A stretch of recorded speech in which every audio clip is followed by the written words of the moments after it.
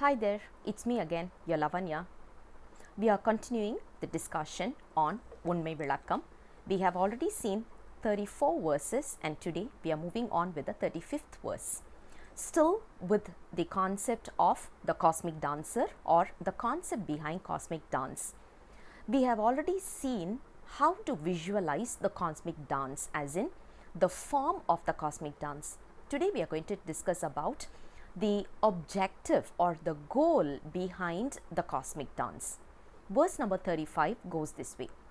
Thotram, thudi adhanil, thoyum, thidhi, amaippil, saatriyidum, angiyiley, sangaaram, ootramaa, oondru, malar, padhathil, utra, thirodham, muthi, naandra, malar, naadu. Today, as we said, we are going to talk about the 5 divine operations. We have already discussed about the 5 operations earlier in the 36 tattvams itself. Today we are going to go into a little bit more details on that and to say how do we visualize the cosmic dancer and what is the objective of the cosmic dance itself. Now, what are the 5 divine operations? We are very clear about it. The first one is creation. After that is sustenance, and then we are going to dissolve it, dissolution, and then concealment, and finally the revelation or the realization. We are going to discuss about these in the form of cosmic dance right now. So how do we visualize this? When we talk about the form of the cosmic dancer, there is one with a drums in the hand. If you look at the cosmic dancer, there are 4 arms. One arm has a drums in the hand. That particular hand, you need to visualize it as creation. Why? Because when the sound is coming in, we call it as the naada tattva. Naada tattva is the reason for the entire universe. This is the same concept as your Big Bang theory. Everything comes from the sound. So the creation happens using sound. So the sound waves are very important. That is what we call it as Naada Tattva. If you guys remember, or if you can relate with this, the Big Bang theory started only in the 18th or the 19th century, whereas this particular book, this particular text, holy text, is written as early as 11th to 12th century. So you can see how much the Tamilians were very strong in the spiritual or the metaphysical level, but just that the only disadvantage we have is we are not able to translate this in English, and that is the reason we were not able to project that yes, we do have this knowledge and we do have this kind of a very strong background in metaphysical level. But once you learn Tamil and you get into this, that's why I said I'm not here to literally translate everything because I may not have the knowledge or skill for that. I'm not an English literature trained. So if you guys want to, I'm just giving a taster. If you want to really understand this in a very detailed level, the only option is you have to learn Tamil, because that's a beautiful language. You will start appreciating the entire concept that is given here in a much more detailed manner. I'm trying on a very superficial level to give this text in English so that at least we know what is there. So if you look at it, the concept of Big Bang theory is given to us right as early as the 2nd century itself in Tirumandiram. But right now we are looking at the Shastras, and that is where we are again reiterating this concept. So coming back, the hand or the arm with the drums is the one where the sound is coming in, the sound waves, which is the reason for the entire universe creation, and that is what we call it as the creation. The next one is the arm, which is in this particular form where it says as if don't worry, I'm there, I'm going to take care of you. So we call it as the preservation arm, and that is what talks about the sustenance. The operation or the duty, the divine duty with this particular arm, with this particular hand, is to talk about sustenance. The next one is fire.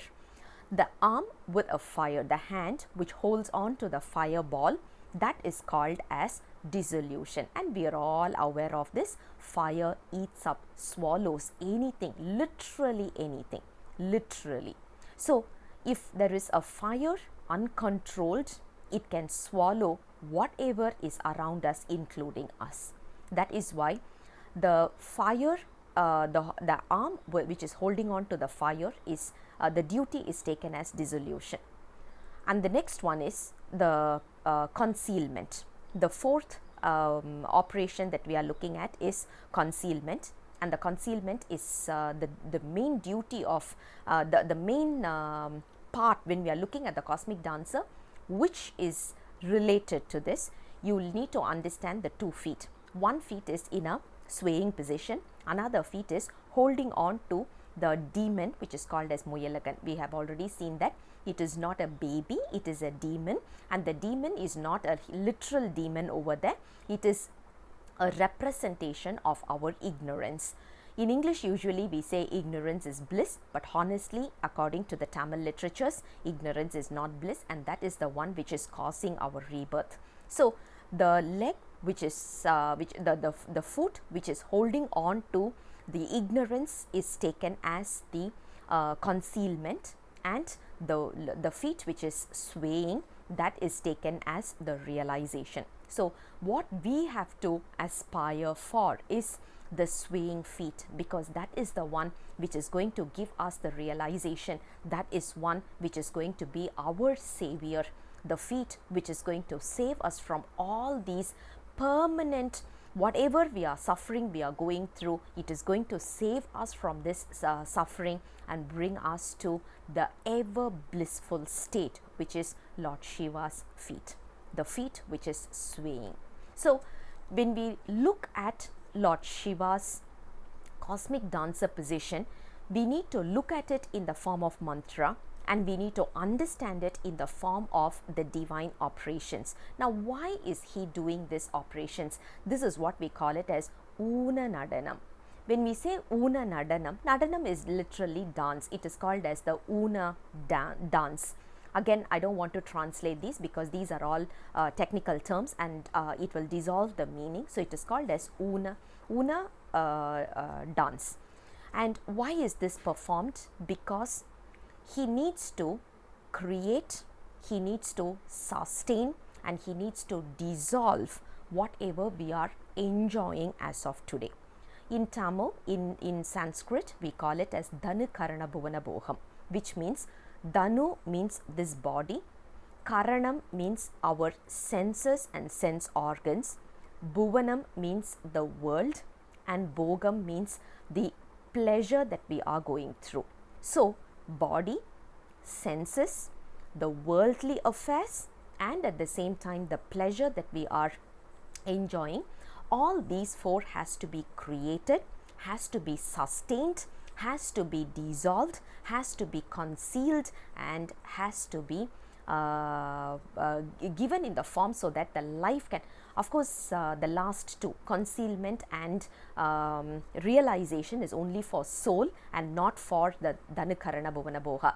Dhanu Karana Bhuvana Bhoga goes through only creation, sustenance, and dissolution. Other than that, it doesn't go through the concealment or the concealment or the realization. The revelation or the concealment is only for the soul.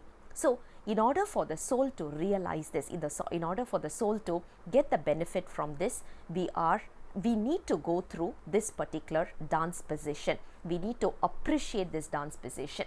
So, once we see Lord Nataraja in the form of cosmic dancer, we need to understand that he is dancing in order to give us pleasure.